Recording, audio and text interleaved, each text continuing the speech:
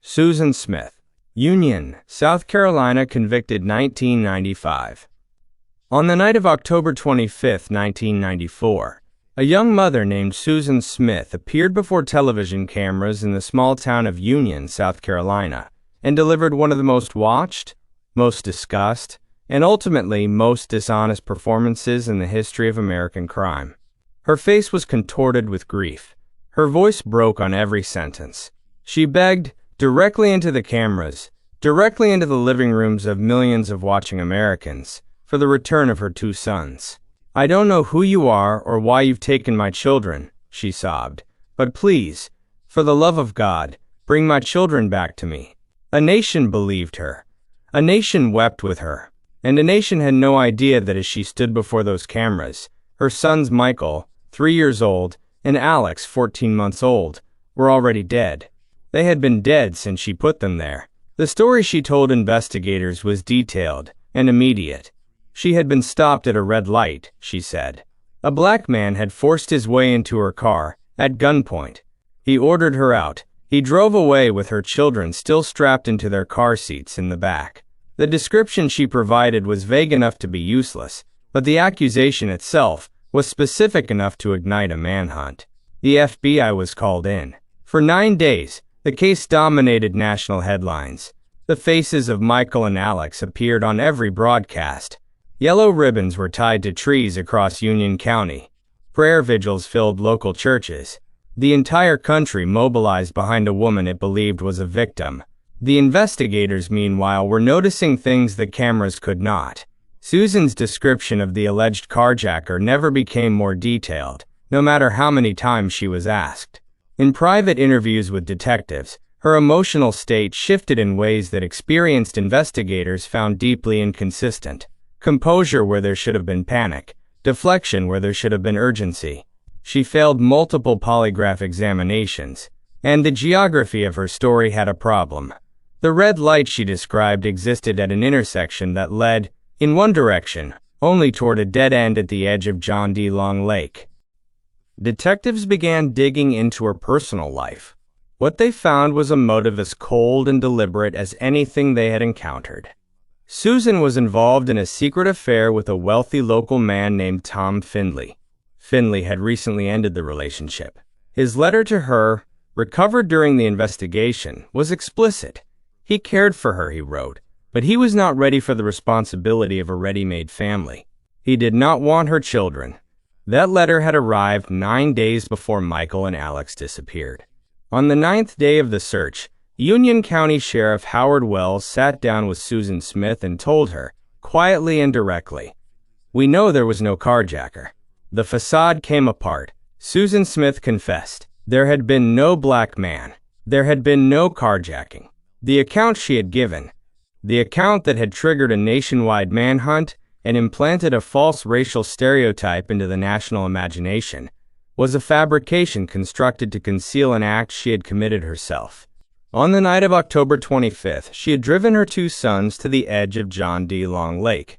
She had gotten out of the car, released the handbrake, and stood in the dark as the vehicle slowly rolled down the boat ramp and into the water. Her children strapped inside, unable to move, unable to call for her. For 9 days, while the country prayed for their safe return, Susan Smith knew exactly where Michael and Alex were. When a dive team located the submerged Mazda in 18 feet of water and brought it to the surface, the image that emerged, two small boys still buckled into their car seats, became one of the most devastating photographs in the history of American crime journalism. The nation's grief transformed, almost instantly, into something else entirely. The trial was a media event of the highest order.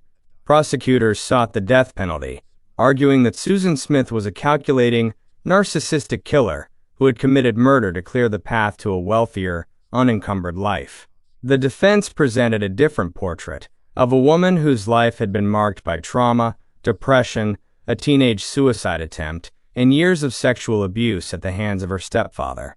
They argued that this was not cold-blooded murder, but the act of a deeply damaged and fragile mind. The jury found Susan Smith guilty of 2 counts of murder in July 1995. They chose not to sentence her to death. She received life in prison. As of the date of this documentary, Susan Smith is 53 years old and is incarcerated at Leith Correctional Institution in South Carolina. In November 2024, she became eligible for parole for the first time, a development that triggered immediate and widespread public opposition. Her case remains one of the most cited examples of maternal filicide in the history of American criminal law. Welcome to Daily Crime Archive. Everything documented in tonight's cases is drawn from verified court records and accredited reporting. No speculation, no embellishment, just the documented truth, as disturbing as it is. If that's the kind of content you value, subscribe. It keeps this archive going. Now, let's begin. Diane Downs, Springfield, Oregon, convicted 1984. There is a particular quality to the grief of a mother whose children have been violently attacked, a quality that investigators who have worked these cases can identify with precision. It is total. It is consuming. It is incompatible with everything else. When Diane Downs arrived at the emergency room of a hospital in Springfield, Oregon, on the night of May 19, 1983, with 3 children bleeding from gunshot wounds in her car and a minor wound on her own forearm, she did not have that quality. What she had instead was composure. And in the hours and days that followed, composure gave way to something stranger, to cheerfulness, to performance, to a willingness to reenact the shooting for cameras with a smile that made the detectives working her case set down their pens and stare. 7-year-old Cheryl Downs was already dead when they arrived at the hospital. 8-year-old Christy and 3-year-old Danny were alive, but barely, their small bodies riddled with bullets, fighting to stay in a world they had almost been taken out of by the one person in it who was supposed to be incapable of doing that to them. Diane's account was consistent from the first telling. She had been driving down a dark, rural road when a bushy-haired stranger had flagged her down. He attempted to carjack her. When she resisted, he shot all 3 children and grazed her arm before disappearing into the darkness. It was the kind of story that, under normal circumstances, from a mother in genuine shock, would have demanded nothing but sympathy. But Diane Downs was not in shock. From the moment she walked into that emergency room, according to hospital staff who were later interviewed by investigators, her primary concern was not the condition of her children. It was the whereabouts of a man named Robert Knickerbocker, a married man she had been pursuing obsessively, and who had made clear he had no interest in becoming a father to her children. The behavioral inconsistencies compounded quickly. Her timeline of events kept shifting. Her emotional registers were wrong in ways investigators found deeply unsettling, cycling between tears and flat affect, and, most disturbingly, apparent cheerfulness. The nationally televised interview she gave remains one of the most chilling pieces of footage in the history of true crime coverage. Diane Downs, calm and almost bright-eyed, reenacting the shooting for the cameras as if narrating an experience that had happened to someone else. Investigators recovered her personal diaries. Inside them was a portrait of obsession, page after page documenting her fixation on Knickerbocker, her frustration with her children, and her perception of them as obstacles between herself and the relationship she wanted. The motive was structurally identical to Susan Smith's, a romantic fantasy that required the elimination of her own children to become possible. The prosecution's case was powerful circumstantially, but it needed a direct witness. That witness was Christy Downs, 8 years old, having survived a gunshot wound that caused a catastrophic stroke, left partially paralyzed, and for months unable to speak. District Attorney Fred Hughey visited her regularly during her recovery, building a careful, patient relationship. When Christy's communication had recovered enough for the question to be asked, he asked it. "Christy, who shot you?" The pause that followed lasted a long time. And then, in the way that only a child who has been through something too large for any adult language can answer, simply, directly, and without ornamentation, "No, Mom." The trial of Diane Downs was one of the most sensational criminal proceedings of the 1980s.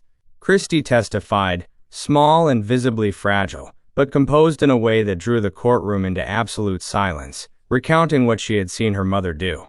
Diane arrived at trial pregnant with another man's child, a decision her defense team had presumably hoped would present an image of maternal warmth to the jury.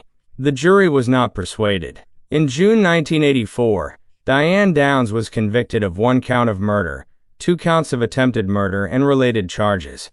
She was sentenced to life in prison plus 50 years. In 1987, she escaped from the Oregon Women's Correctional Center, remaining at large for 10 days before she was recaptured, a final gesture of the arrogance that had characterized every phase of her case. As of the date of this documentary, Diane Downs is 70 years old and remains incarcerated at the Central California Women's Facility. She has been denied parole at every hearing where she has appeared, consistently maintaining the innocence that 8-year-old Christy demolished from the stand 40 years ago. Christy and Danny were adopted by Fred Hughey and his wife and have gone on to live full lives, shielded as much as possible from the woman who tried to end them. Andrea Yates. Clear Lake, Texas. The case of Andrea Yates does not belong in the same category as Susan Smith or Diane Downs, and treating it as if it does would be a misrepresentation of the documented facts. This is not a case about greed, or about romantic obsession, or about a deliberate choice made by a person in full command of their faculties. This is a case about the catastrophic failure of an overloaded mental health system, the documented consequences of ignoring explicit medical warnings, and the question of what the law is designed to do when a person who has committed an act of terrible violence was, at the time of that act, not in contact with reality. The Yates family of Clear Lake, Texas, a suburb of Houston, appeared from the outside to be exactly what they described themselves as, a devout, close-knit Christian family committed to home education and a traditional domestic structure. Andrea was a former nurse who had left her career to raise their 5 children. Her husband Rusty was a NASA engineer. They had 5 children in 7 years: Noah, 7, John, 5, Paul, 3, Luke, 2, and Mary, 6 months old. What the outside world could not see was that Andrea Yates had been in a documented, deteriorating battle with severe postpartum depression and postpartum psychosis for years. The medical record was unambiguous. Following the birth of her 4th child, she had suffered a complete breakdown, attempted suicide twice, and been hospitalized on multiple occasions. Her psychiatrists had diagnosed her with a severe psychotic disorder. They had explicitly and formally warned both Andrea and her husband Rusty that having another child carried a significant and specific risk of triggering a catastrophic psychotic episode. They had a 5th child, Mary, regardless. As her doctors had predicted, Andrea's mental state deteriorated rapidly after Mary's birth. Her delusions deepened and took on a specific theological character. She became convinced that she was irredeemably wicked, that her failures as a mother had condemned her children, and that they were destined, because of her, for an eternity of suffering in hell. The only way to save them, her shattered mind concluded, was to send them to heaven before they were old enough to be claimed by Satan, and the only way to do that was to kill them. The morning of June 20th, 2001, Rusty Yates left for work. In the quiet of the family home, Andrea Yates drowned each of her 5 children, one by one, in the bathtub. She started with the 4 youngest. When her eldest, 7-year-old Noah, walked in and saw what was happening, she chased him through the house, brought him back to the bathroom, and held him under the water as he fought for his life. When it was over, she laid their small bodies on the bed and covered them with a sheet. Then she called 911. The operator asked what the problem was. "I just killed my kids," she said, in a voice that witnesses and recordings describe as flat and completely detached. She then called her husband. "It's time," she told him. "I did it." When police arrived, they found a woman whose mind had, by every observable measure, separated entirely from the physical reality around her. Her first trial in 2002 produced a guilty verdict and a life sentence, supported in part by testimony from forensic psychiatrist Dr. Park Dietz, who claimed Andrea may have modeled her behavior on an episode of the television series Law and Order. That testimony was subsequently found to be factually false. No such episode existed, and the conviction was overturned on appeal in 2005. At her second trial in 2006, The full weight of Andrea's documented psychiatric history was presented without the distortions of the first proceeding. The jury found her not guilty by reason of insanity. She was committed to a high-security psychiatric facility, rather than a prison. As of the date of this documentary, Andrea Yates is 60 years old and remains a patient at the Kerrville State Hospital in Texas. She is eligible for annual review and possible release. She waives that right every year, choosing to remain. She reportedly spends her time making art and watching recordings of her children. Her case changed the national conversation about postpartum psychosis, about psychiatric standards in the criminal justice system, and about the moral and legal lines between illness and culpability, questions it raised so forcefully that American courts and medical institutions are still working through the answers. 3 cases down, 7 more in tonight's archive. If you've been watching since the beginning and you haven't subscribed yet, this is a good moment. Every subscription directly supports what Diane Staudte, Springfield, Missouri, convicted 2016. There is a version of the domestic poisoner that criminal history has documented many times over. The patient, methodical killer who hides their crimes behind the ordinariness of daily life, who weaponizes the rituals of home and family, and who trusts that the invisibility of their method will protect them indefinitely. Diane Staudte fits that profile with a precision that is almost textbook, with one detail that distinguishes her case from most: she didn't act alone. She recruited her daughter. In Springfield, Missouri, the Staudte family occupied the unremarkable middle ground of suburban American life. Diane was known as a dedicated church organist, a wife of 30 years, a mother of 4. Her husband Mark was a popular local musician. Their home was modest, their lives apparently stable. No one on the outside would have identified any of the indicators that, inside that home, Diane Staudte had developed a cold and categorical hatred for the people she lived with. She hated her husband. She found her autistic son, Sean, intolerable. She viewed her daughter, Sarah, a college graduate with student loan debt, who hadn't found stable employment, as a financial drain on the household. In Diane Staudte's cold and private ledger, these were not family members. They were burdens, and she had identified a solution. Easter Sunday, 2012. Mark Staudte, 61 years old, died unexpectedly. There were no obvious signs of foul play. Doctors attributed his death to natural causes. Diane collected on a life insurance policy. The community offered their condolences. Nobody suspected anything. 5 months later, 26-year-old Sean Staudte, who had autism and had sustained a brain injury in a prior accident, was found dead in his room. Again, the death was attributed to his pre-existing conditions. Again, there was no investigation. 2 deaths in the same household in under 6 months, and the only common thread was the woman who had arranged both of them. Her third target was her daughter, Sarah. In June of 2013, Sarah was rushed to the hospital with symptoms that deteriorated with a speed that baffled her doctors: kidney failure, organs shut down, a physical collapse that had no apparent cause. As Sarah fought for her life in a hospital bed, the truth arrived from an unexpected direction. A pastor at Diane's church, disturbed by her callous and darkly humorous references to her husband's and son's deaths, called the police and told them to look more carefully. Under interrogation, Diane Staudte's performance as a grieving mother dissolved within a single session. She confessed, methodically, calmly, almost, investigators noted, with a sense of relief. She had poisoned Mark and Sean by lacing their favorite beverages, Gatorade and Coca-Cola, with antifreeze. The ethylene glycol in the antifreeze is tasteless, colorless, and odorless. It causes organ failure that, in the absence of a specific toxicology screen for it, can present as a variety of natural causes.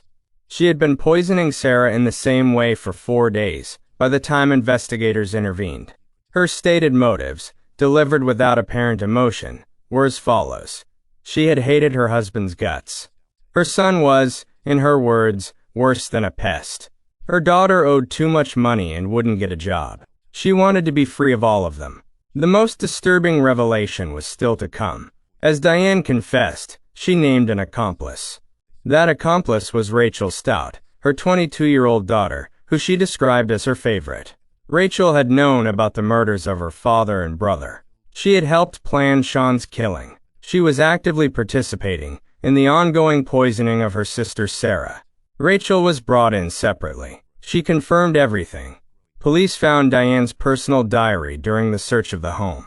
It documented her growing hatred in a combination of dark poetry and cold chronological countdown to her husband's death. They found the bottle of antifreeze. They had everything they needed. Faced with the death penalty, Diane Staudte pleaded guilty to 2 counts of first-degree murder in 2016. She was sentenced to life in prison without the possibility of parole. Rachel, who cooperated with the prosecution as part of a plea agreement, received 2 life sentences, but with the possibility of eventual parole. Sarah Staudte survived. She was poisoned by her mother and her sister over the course of multiple days, and she survived. As of the date of this documentary, both Diane and Rachel Staudte remain incarcerated in Missouri. Blanchard, Springfield, Missouri. Victim died June 2015. Every case in this archive involves a mother who caused harm to her children. This case is different in its structure, though not in the category of harm it documents, because in this case, the mother who was harming her child was eventually killed by that child. And the question of how to hold both of those facts simultaneously, without losing the truth of either, is what makes the Blanchard case one of the most morally complex in recent American criminal history. To the residents of Springfield, Missouri, Dee Blanchard and her daughter Gypsy Rose were a portrait of resilience. They lived in a pink house that Habitat for Humanity had built for them. Dee was the tireless, devoted single mother. Gypsy was the sweet, cheerful girl in a wheelchair, her bald head a testament, her mother said, to her battle with leukemia. They had also been told, depending on the year, that Gypsy suffered from muscular dystrophy, epilepsy, asthma, intellectual disability, and a host of other ailments. She used a feeding tube. She was rarely seen without an oxygen tank. They were celebrated by their community. They received free trips to Disney World, backstage passes to concerts, and the sustained admiration of people who saw in them an example of a mother's love at its most unconditional. None of it was true. Gypsy Rose Blanchard was not sick. She did not have cancer. She did not have muscular dystrophy. She did not need a wheelchair. She did not need a feeding tube. She was a healthy young woman who had been imprisoned in a fabricated illness for her entire life, by a mother suffering from Munchausen syndrome by proxy, a condition in which a caregiver systematically fabricates or induces illness in a person under their care, in order to generate attention, sympathy, and identity for themselves. For nearly 2 decades, Dee Blanchard had subjected her daughter to a campaign of medical abuse so sustained and so comprehensive that it is difficult to fully catalog. She shaved Gypsy's head to simulate chemotherapy side effects. She convinced doctors to install a gastric feeding tube that was not medically necessary, then used the surgically implanted tube to control what entered her daughter's body. She had procedures performed on Gypsy's eyes. She had her salivary glands removed. She administered medications for conditions Gypsy did not have. Every time a physician came close to identifying the truth, Dee would move them to a new city, a new hospital, a new set of doctors who had no prior record to compare against. Gypsy spent her childhood believing she was genuinely ill. It was only in adolescence, when the accumulation of small observations that didn't match what she'd been told finally reached a critical mass, that she understood she could walk, that she could eat, that the wheelchair was not a medical necessity, that her entire life had been a performance staged by her mother for an audience that never knew it was watching theater. She was trapped. Dee controlled every aspect of her existence, her physical movement, her access to information, her relationships, and her medical identity. Gypsy's only unsupervised space was the internet, where she created hidden profiles and, in 2012, connected with a man named Nicholas Godjon. In the private world of their online relationship, Gypsy could be herself, a healthy young woman who wanted nothing more than to be free. Their relationship eventually produced a plan. On the night of June 9, 2015, Gypsy led Godjon into the pink house while Dee slept. She went to the bathroom and put her hands over her ears. John entered Dee Dee's bedroom and stabbed her to death. The couple fled to Wisconsin. For several days, the body lay undiscovered. The act that eventually brought investigators to the scene was a post Gypsy made on the Facebook account she shared with her mother. A blunt, two-word announcement that she knew would trigger a welfare check. When police entered the home, they found Dee Dee's body. The trail led them to Wisconsin. And when officers brought Gypsy into the station, she stood up from the wheelchair that had been her prison for 23 years and walked in on her own feet. The legal outcomes were bifurcated. Nicholas Gojan was convicted of first-degree murder and sentenced to life in prison. He had wielded the knife, and his culpability was not contested. Gypsy Rose Blanchard's situation was more complex. She had participated in planning the murder of her mother. She had also been subjected to 23 years of systematic medical abuse that courts and commentators struggled to categorize adequately. She pleaded guilty to second-degree murder and was sentenced to 10 years. As of the date of this documentary, Gypsy Rose Blanchard was released on parole in December 2023 after serving 8 years of her sentence. She is now in her 30s. She has become a public figure, an advocate against child abuse, a subject of multiple documentaries and a television series. The response to her release has been divided in the way that only genuinely morally complex cases can divide public opinion. Dee Dee Blanchard is dead. She was the ultimate victim of the final act of the case she had authored. She is also the perpetrator of 23 years of documented child abuse. Both of those things are true. The case does not resolve cleanly. It was never. Tiffany Moss, Lawrenceville, Georgia, convicted 2019. In October of 2013, maintenance workers in Lawrenceville, Georgia, discovered a galvanized steel trash can in a wooded area near a residential neighborhood. Inside the can were charred remains. Forensic investigators were called. What they determined from those remains is the documented record of one of the most deliberate and sustained acts of child murder in the state of Georgia's criminal history. Imani Moss was 10 years old when she died. She had been living with her father, Eamon Moss, and his wife Tiffany in a suburban apartment in Lawrenceville. Her biological mother had lost custody. In theory, her father's household was the safer option. In practice, it was a death sentence. Within the walls of that apartment, a distinction was being drawn with the precision of deliberate cruelty. Tiffany Moss's biological children were fed, clothed, and cared for. Imani was not. She was isolated in a bare bedroom. She was denied food for extended periods, days, then weeks, while the sounds and smells of normal family meals carried on just outside her door. Her stepmother, prosecutors would later establish, sent her husband photographs of the meals she prepared for their other children.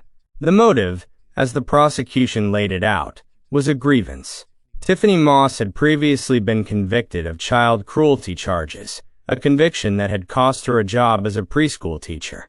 She blamed Imani for that conviction. The resentment that grew from that blame was not diffuse or passing. It was specific, sustained, and ultimately homicidal.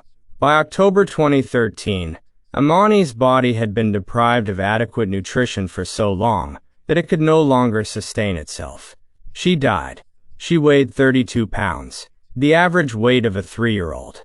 She was 10. Rather than report the death, Tiffany and Eamon Moss purchased a galvanized steel trash can, placed Imani's body inside it, and attempted to cremate the remains themselves. When their improvised attempt failed, they drove to a wooded area and abandoned the can. They returned to their lives. It was maintenance workers who found her. The legal proceedings produced two very different outcomes. Eamon Moss, Imani's father, pleaded guilty to felony murder in exchange for a life sentence, without the possibility of parole, and agreed to testify against his wife. His testimony from the stand described the daily reality of Imani's final months in detail that cleared the courtroom of any remaining ambiguity about what had happened in that apartment. Tiffany Moss chose to represent herself at trial. The decision, and what followed from it, has been described by legal observers as one of the most chilling courtroom performances they have witnessed, not because of anything she said, but because of everything she didn't. She made no opening statement. She called no witnesses. She cross-examined none of the prosecution's witnesses, including her own husband, who described her crimes from the stand in front of her. She presented no evidence, offered no theory, and gave no explanation for anything. As prosecutors displayed photographs of Imani's wasted body, as they described her final days, played an audio recording of the child's voice pleading weakly with her father. Tiffany Moss sat at the defense table with a blank, expressionless face and showed nothing. The jury deliberated for less than 2 hours. They found her guilty of all charges. During the sentencing phase, after the jury heard the audio recording of Imani's voice and deliberated for less than 3 hours more, they sentenced Tiffany Moss to death by lethal injection. She became the only woman on Georgia's death row. As of the date of this documentary, Tiffany Moss remains on death row at Arundel State Prison in Georgia, awaiting execution. Her silence in that courtroom has become the defining image of her case, not the silence of someone overwhelmed, but the silence of someone who had finished what she intended to do and felt nothing about it. 6 cases documented, 4 remaining in tonight's archive. If you've stayed this far, subscribe. It costs you nothing, and it supports everything Daily Crime Archive is building. Back to the record. Lori Vallow Daybell, Rexburg, Idaho, convicted 2023. The case of Lori Vallow Daybell presents a challenge that not all true crime cases present. The question of how to account for a belief system so detached from any recognizable reality that the line between religious conviction and clinical delusion becomes genuinely difficult to locate. What is not difficult to locate, because it is documented by forensic evidence, digital records, financial records, and the testimony of dozens of witnesses, is the outcome of that belief system. 2 children, executed and buried in a backyard, a trail of other deaths preceding them, a marriage celebrated on a beach in Hawaii, while the bodies of her children waited in the ground. Lori Vallow appeared, in the years before 2018, to be exactly what she presented herself as, a devoted mother raising 2 children in Arizona. Her teenage daughter Tylee Ryan, and her young adopted son JJ Vallow, who had special needs, by all accounts had a mother who was engaged and present. She was a practicing member of the Church of Jesus Christ of Latter-day Saints. She had a community. She had a life that made sense from the outside. Then she met Chad Daybell.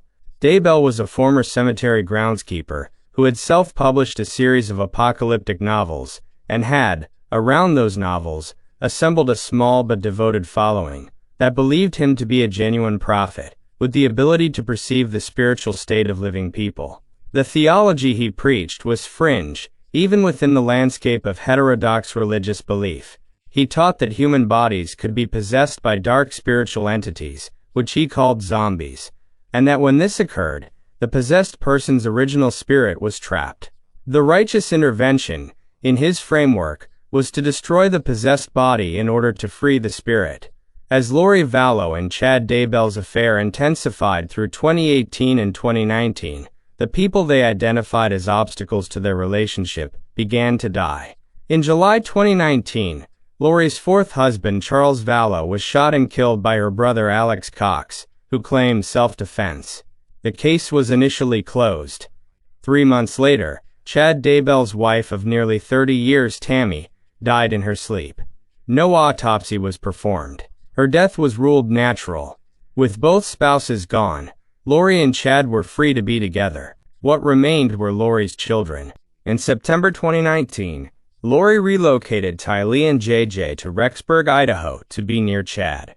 Within weeks of that move, both children vanished. The last confirmed photograph of 16-year-old Tylee was from a family trip to Yellowstone National Park. The last confirmed sighting of 7-year-old JJ was at his elementary school, from which Lori withdrew him, claiming she would homeschool him. To different people who ask after the children, she offered different lies. Tylee was at university. JJ was staying with a family friend in Arizona. All the while, she continued collecting their Social Security and survivor benefits. 2 weeks after Chad's wife died, while her own children were already missing, Lori Vallow and Chad Daybell flew to Hawaii and married on a beach.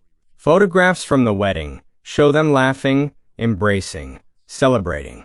The images exist alongside the timeline of their children's deaths in a way that no amount of theological framework could explain away.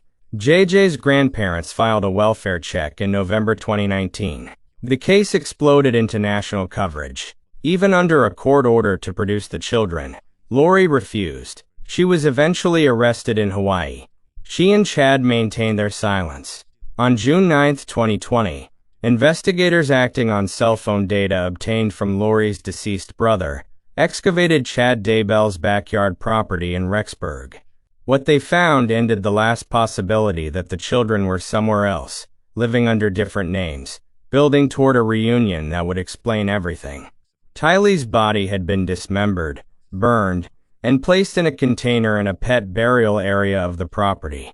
JJ's body, still in his red pajamas, was found wrapped in plastic bags, bound with duct tape, buried in a shallow grave. The prosecution at trial argued that the zombie theology was not the actual motive, that it was a convenient framework constructed after the fact to provide spiritual justification for decisions that were actually driven by something far more ordinary: the desire to be together, unencumbered, and to collect the insurance and benefit money the deaths would generate. In May 2023, a jury found Lori Vallow Daybell guilty of the first-degree murders of Tylee Ryan and JJ Vallow, and of conspiracy in the murder of Tammy Daybell. She was sentenced to 3 consecutive life terms without the possibility of parole. As of the date of this documentary, she is incarcerated at the Pocatello Women's Correctional Center in Idaho.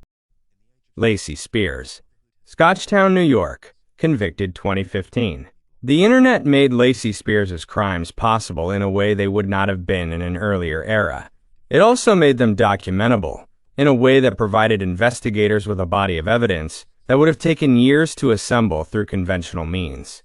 The digital record she left behind, the blog posts, the Facebook updates, the photographs of her son in hospital beds, the search history on her personal devices, was both the mechanism of her crime and the instrument of her conviction.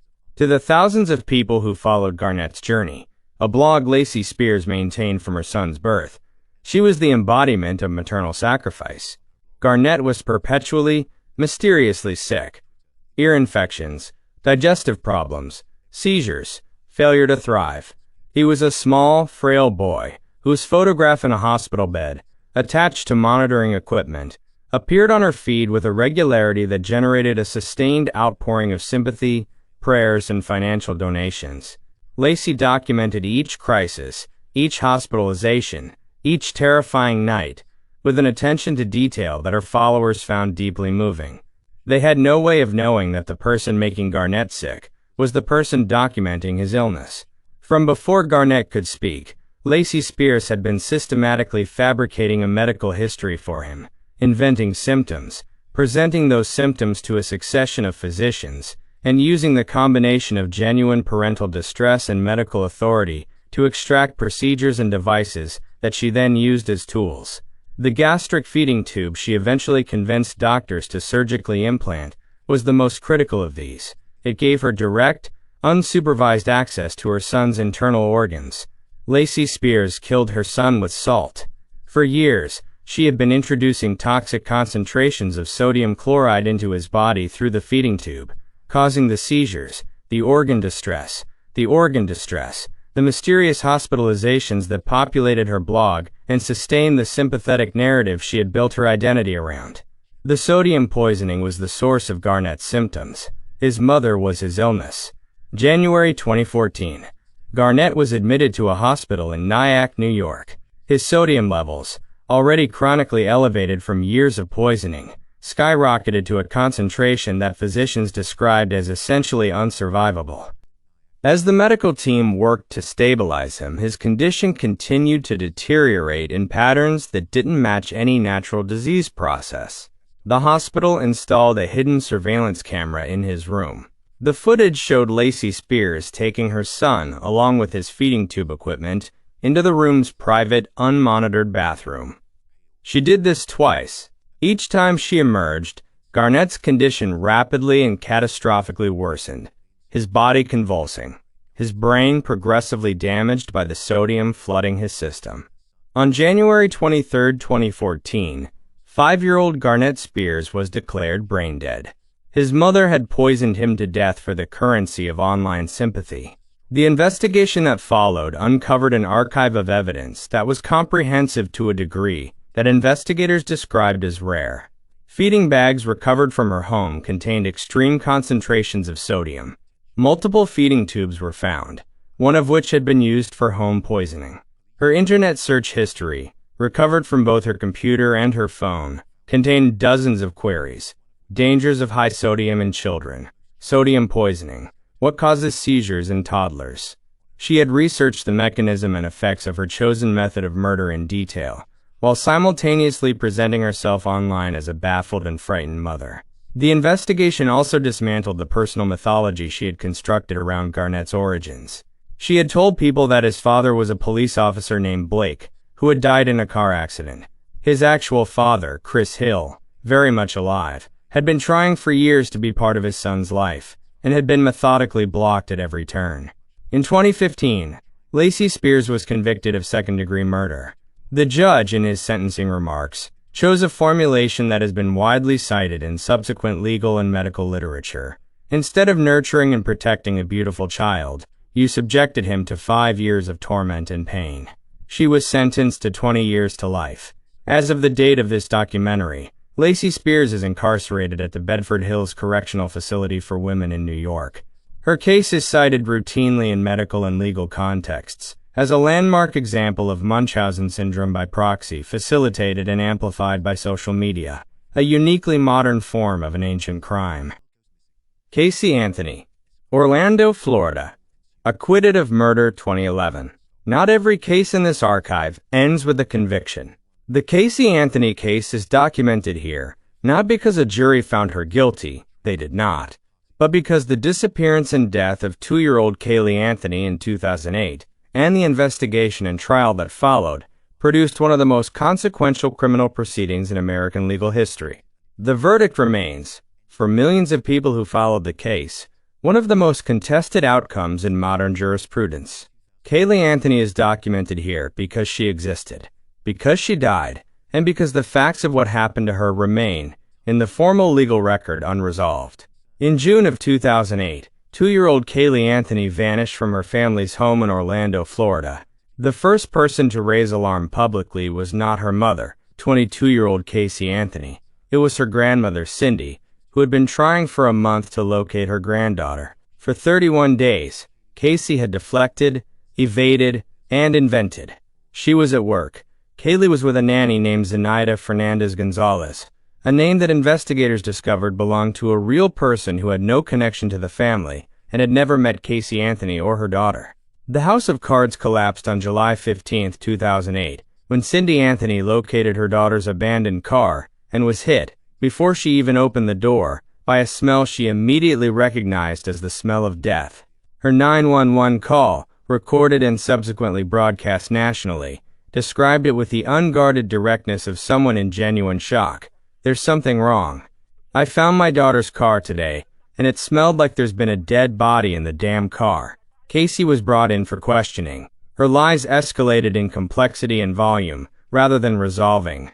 She led investigators to a non-existent apartment, where the fictional nanny supposedly lived. She walked detectives through the grounds of Universal Studios, where she claimed to work, before eventually acknowledging, in the middle of the tour, that she did not work there and never had. Every statement produced a new inconsistency. Every new inconsistency required a new fabrication.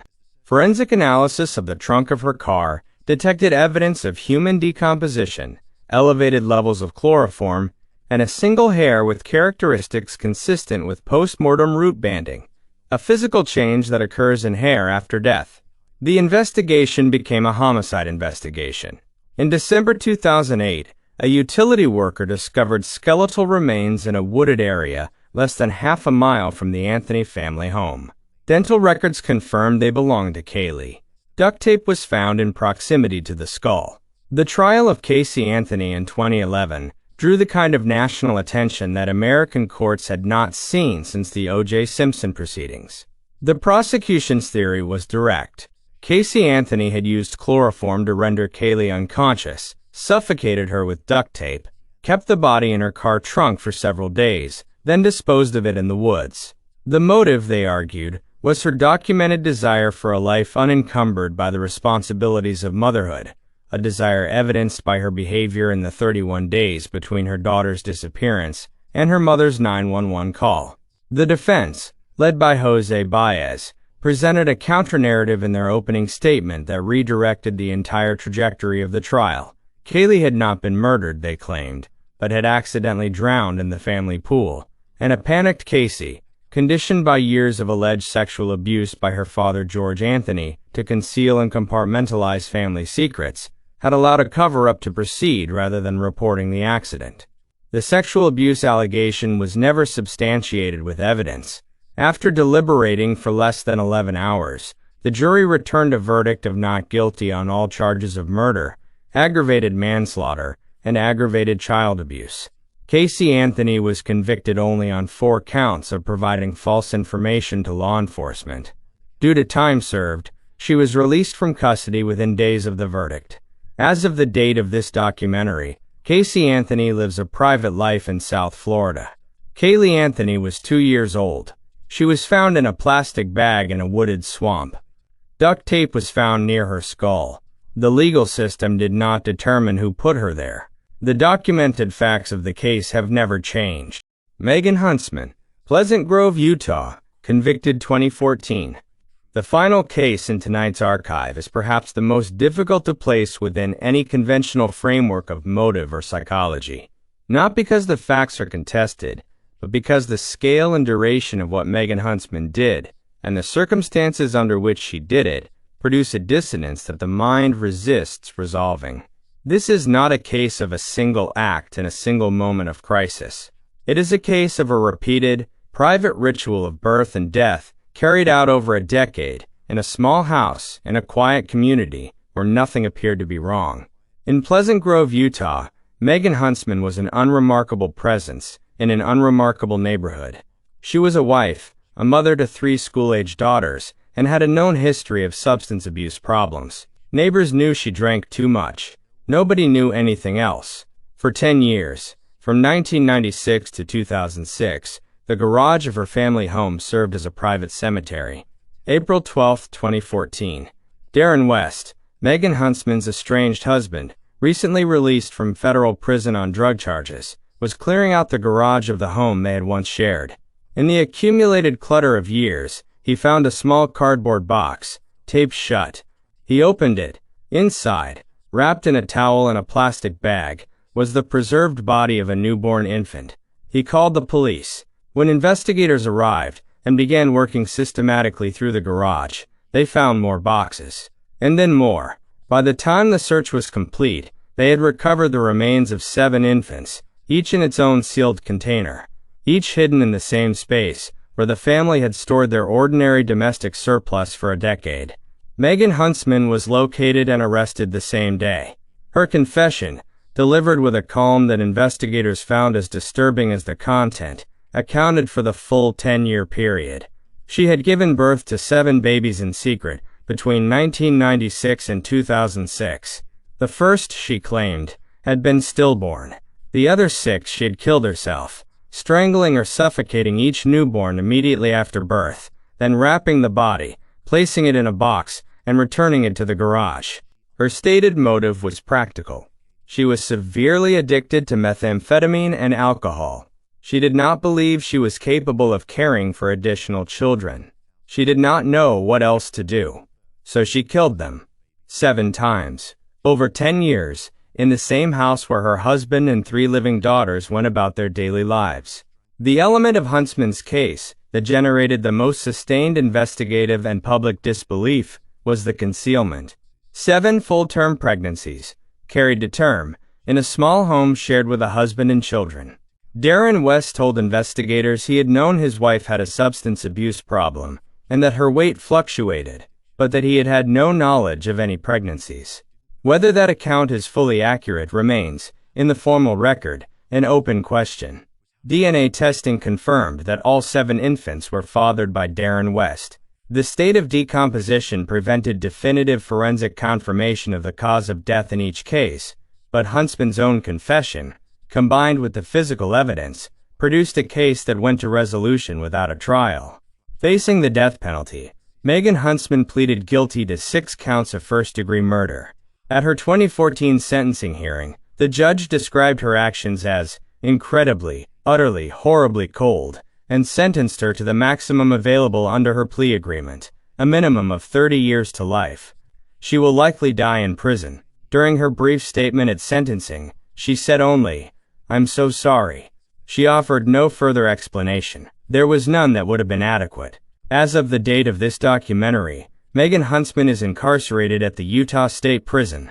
Her case is documented as one of the most prolific examples of serial neonaticide in American criminal history. Not a single act of violence or a psychotic break, but a decade of deliberate, repeated murder, each time made possible by the assumption that nothing unusual was happening inside an ordinary house in a quiet town. Closing. 10 cases. A range of motives, circumstances, legal outcomes, and psychological profiles that resists reduction to a single narrative. What these 10 cases share is not a motive. It is a relationship, and its violation. Susan Smith and Diane Downs killed their children for men who had made clear they did not want them.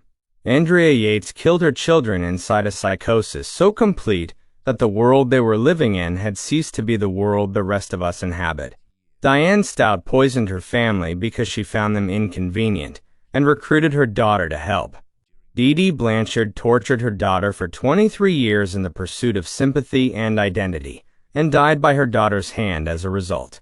Tiffany Moss starved a 10-year-old child to death out of a bitter, calculated grievance, and showed nothing when the evidence of it was laid before her. Vallow Daybell built a theology around the murders she had already decided to commit.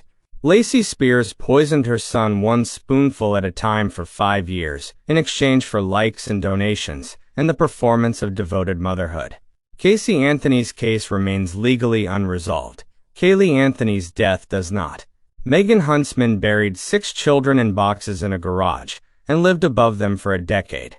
The children in tonight's archive: Michael and Alex Smith, Cheryl Downs, Noah, John, Paul, Luke, and Mary Yates, Mark and Sean Staudte, Tiffany Moss, Tylee Ryan, and J.J. Vallow. Garnett Spears, Kaylee Anthony. 6 infants in a garage in Pleasant Grove were not symbols or abstractions. They were specific people at the beginning of their